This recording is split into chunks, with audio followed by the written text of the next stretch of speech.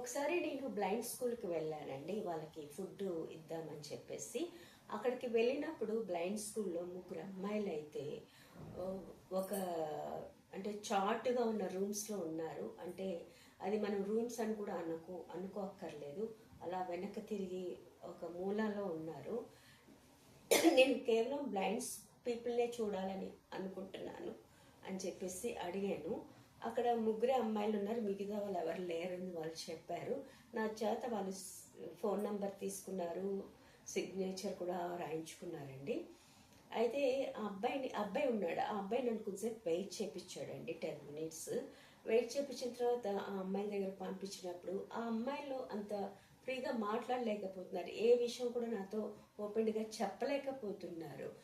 ఒకే ఒక అమ్మాయి మటుకు అడిగింది, ఆంటీ నేను బాగున్నానా అని. చాలా బాగున్నావు అని చెప్పడం జరిగింది.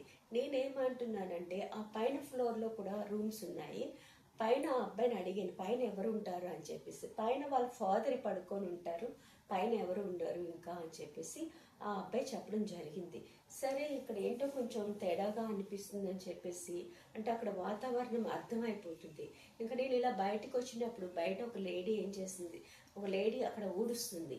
అక్కడ ఊడుస్తున్న ఆవిడని అడిగాను నేను, అక్కడ ఎందుకు లేడీ స్టాఫ్ లేరు, బ్లైండ్ పీపుల్స్ దగ్గర లేడీ స్టాఫ్ ఉండాలి కదా, జెంట్స్ ఉండడం ఏంటి అని చెప్తే ఆవిడేం చెప్పారంటే లేడీ స్టాఫ్స్ని ఎవరు ఉంచినా కూడా వాళ్ళు ఎవరిని ఉంచట్లేదండి అని చెప్పడం జరిగిందండి.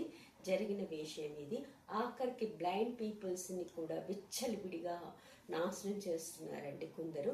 దయచేసి గవర్నమెంట్ ఈ విషయంపై శ్రద్ధ చూపించి వాళ్ళని రక్షించమని కోరుతున్నానండి. This is Tura. నమస్తే.